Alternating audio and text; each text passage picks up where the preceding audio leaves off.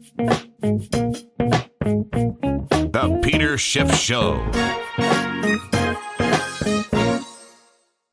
Well, as I expected from the very beginning, and of course you can go back to some of the radio episodes that I recorded on the Peter Schiff Show. In fact, I recorded those Michael Brown, Darren Wilson episodes from Puerto Rico, where I happened to be again when the decision of the grand jury not to indict Darren Wilson for the shooting of Michael Brown.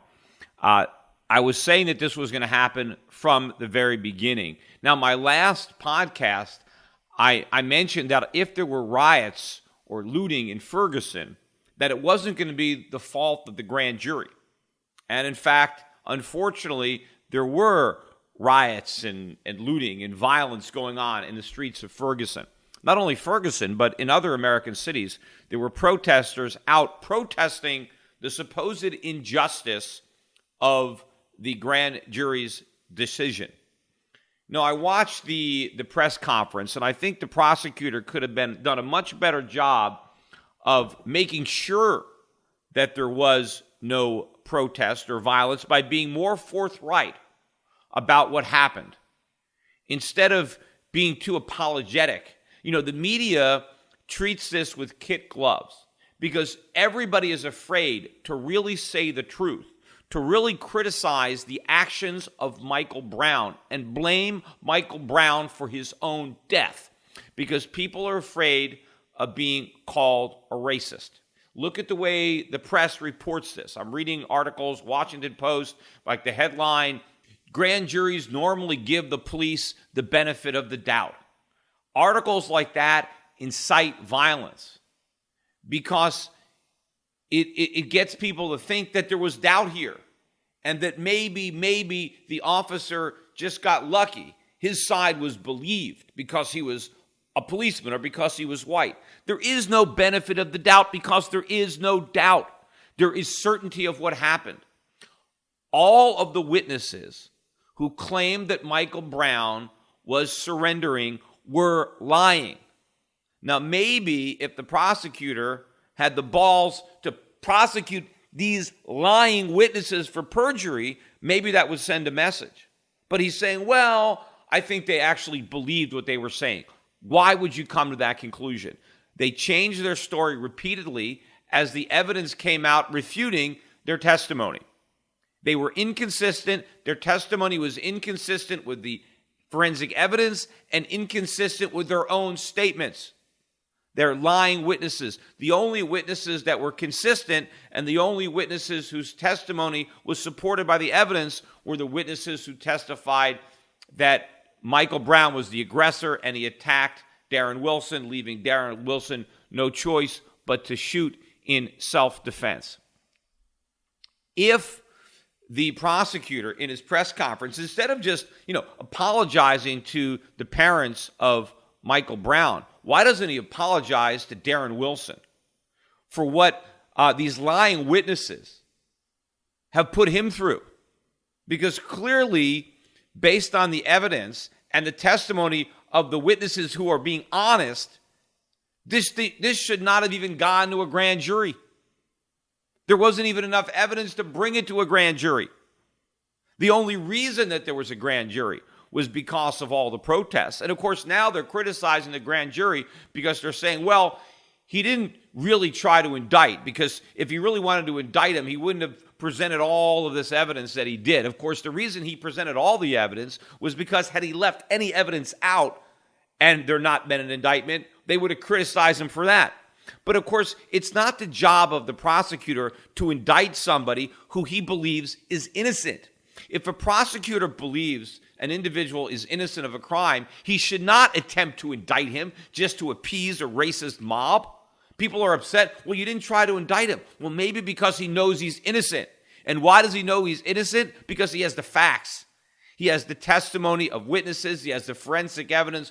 Why charge somebody that you believe is innocent? This was done as a charade to appease a racist mob that was demanding that Darren Wilson be convicted, not just prosecuted, but convicted for a crime there's no evidence that he committed. Now, what would have happened had Michael Brown killed Darren Wilson that night? Right?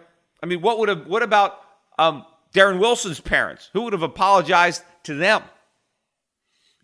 What the prosecutor should have done a better job of pointing out was that Michael Brown died as a direct consequence of his own violent actions. Instead of just saying, "Oh, I feel badly that this young child died," how about, "I feel badly that his parents raised him in such a manner that he's now dead"? It's not the police department's fault. Even after he went over the timeline and the Q&A, people kept saying, "Well, how do we make sure this doesn't happen again?" As if the police did anything wrong.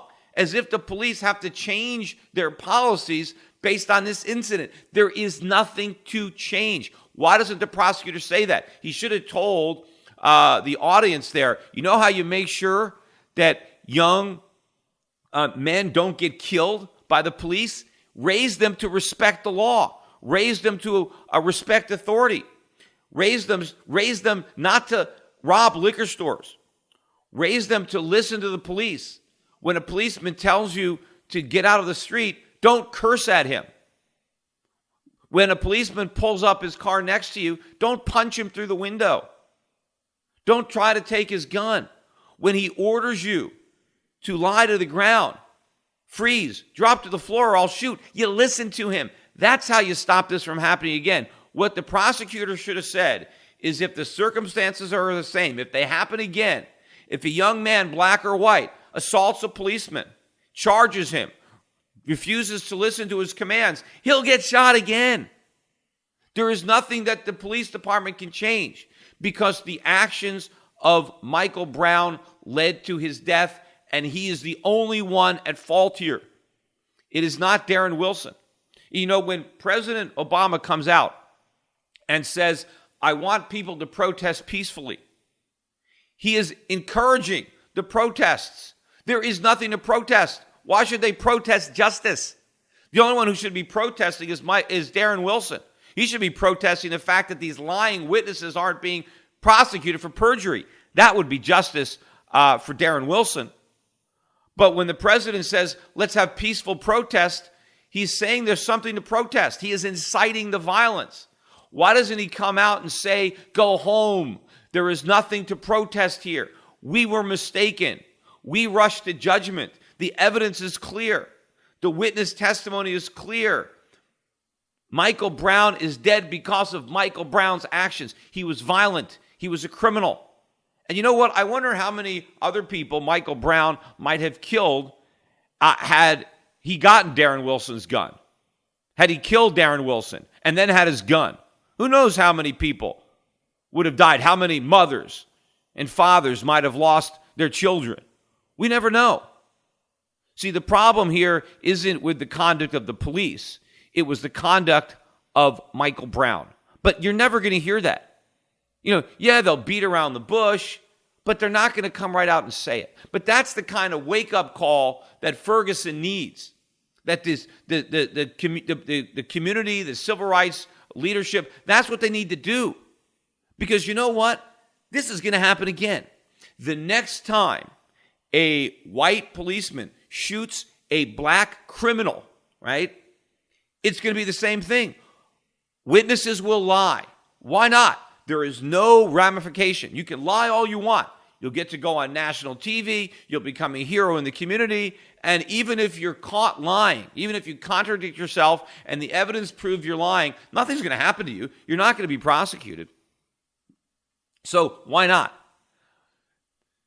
The rioting and the looting is there because people think they didn't get justice. Why do they think that? Because the way this thing is being reported, the way everybody is handling it with kid gloves, because Michael Brown happens to be black, we cannot condemn Michael Brown for his actions. It's got nothing to do with his skin color. It's what he did.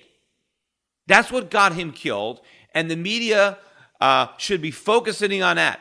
President Obama should be focusing in on that. There are plenty of things that people could be upset about in the inner cities and the black community. but the shooting of Michael Brown is not one of them. You can't be upset when one of your own who commits crimes, who commits violence, right? People are condemning the violence in this circumstance, but they're condemning the wrong violence. They want to condemn Darren Wilson's violence. He was only defending himself. The violence was Michael Brown's. Michael Brown is the one that chose the violence, not Darren Wilson. Darren Wilson was reacting to the circumstances that Michael Brown put him in. Now, people say, well, why did he shoot? He had to shoot. If somebody is charging you who has already punched you several times, is much larger than you, much stronger than you, who has tried to take your gun, he's not listening to you, what is a policeman supposed to think when he tells somebody to lie to the ground and they don't? They attack him. And when you shoot somebody and they keep coming, what are you supposed to think? I'll just stop shooting and hope he leaves me alone? Who would think that? Nobody. And people need what this prosecutor should have done, what the mayor of Ferguson should have done, is they should basically say that Darren Wilson did nothing wrong. It's not about the benefit of the doubt. It's not about, well, it was a gray area, it's a close call, and so, the tie goes to the cop. No, there is no tie. There is no ambiguity here. There is no reasonable doubt of anything. It is cut and dry what happened here, right? And if we continue to raise our children in the manner that Michael Brown was raised, then more young men, young black men, are going to get killed or kill other people. That's what needs to change, not the police department in Ferguson. And if you can't condemn the action of Michael Brown, what kind of message does that send, right? What kind of message does that send to the community in Ferguson, right? That Michael Brown is the hero in this circumstance? No, Michael Brown is not the hero. He is the villain. Darren Wilson was the victim. Darren Wilson was the hero. What are we telling our policemen, right? This is what happens when you defend yourself. I mean, how do you even hire somebody in Ferguson to police the city? Would the citizens of Ferguson feel better if there were no police? If it was just, a mob, if it was just violence, if it was just thugs that were in control of the city? Is that what they would prefer? Or maybe they can only hire black policemen. Maybe that's it. Maybe the only policemen that they can hire are black policemen, because otherwise a white policeman is going to be afraid to do his job, afraid to go into the city. And in fact, I would think that this would embolden the criminals, because the criminals know that if there's a white policeman there, he may be reluctant to shoot, not because, Darren Wilson was indicted by the grand jury, but just because of all the hell that this individual went through over the past few months. And of course, it's not over. I mean, he's got to move. He can't go out. He can't walk down the streets. Somebody will kill him. He probably knows that. He fears for his life. He'll always fear for his life. Why? Because of the way this is being handled.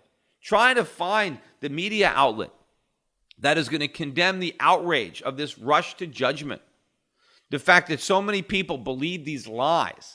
And now, after they know the truth, they still believe them. Look, why are people protesting the results? They wanted a conviction regardless of the evidence. People wanted Darren Wilson indicted by the grand jury, even if there was no evidence that he committed the crime that he was charged with. I mean, shouldn't it be a relief? Shouldn't the black community be relieved to learn the truth? Oh my God, we thought this was a white racist cop who just gunned down an innocent child. That's not what happened. The truth is that a violent 18-year-old attacked and almost killed a policeman, but that violent criminal was shot, not by a racist cop, but by a policeman doing his job, protecting his life and the lives of the citizens of Ferguson. Because again, not only did Darren Wilson have to worry about him being shot with his gun, but he had to worry about all the other innocent people that Michael Brown might have shot had he killed the policeman and taken his gun. Because once you kill a policeman, I mean, what's your life worth anyway? I mean, you might as well go out in the bang, Who knows how many, again, innocent people would have been killed. But instead of condemning Brown and and praising Darrell Wilson and apologizing to Darrell Wilson, not one apology to him. The president, as I said, the president should have apologized to Darren Wilson on behalf of the black community. He should have apologized for the racist rush to judgment. Maybe had he done that, maybe had somebody, they stood up, maybe there would be no protests and riots. If you take away the idea that there's some injustice here, because now the protesters think, oh, now it's worse. A, this white cop guns down Michael Brown surrendering, and B, now he gets away with it because he's white. In fact, even during the press conference, some woman asked a question about his hands being up, even though he had said the evidence shows his hands weren't up. They still can't drop that narrative. He never raised his hands. The people who said that lied. Why can't people get that through their head? Maybe because it's not being beaten into it in a way that would make sense, because, again, people are afraid to speak directly about Michael Brown's conduct because they don't want to be called a racist. Well, it's not racist to tell the truth. Today's financial advisors behave like pro wrestling TV commentators. They scream that the recovery is strong, debt is manageable, inflation is low, and that the Federal Reserve has everything under control. They may be oblivious, but the danger is real. Looking beyond the media hype can open a world of broader investing ideas. Euro Pacific Capital is a registered investment advisor that offers stock-focused wealth management services that closely follow the strategy of our founder and CEO, Peter Schiff. We concentrate on those countries that are more closely in tune with Peter's vision of how capitalism is supposed to work. And these investments are not hard to find, provided you know where to look. Isn't it time you change the channel and let Euro Pacific put a little reality back into your portfolio? If you live in the United States and have $25,000 or more to invest, call 800-727-7922. That's 800-727-7922. Non-U.S. residents access similar strategies through Euro Pacific Bank at europacbank.com. Euro Pacific Capital and Euro Pacific Bank are affiliated companies.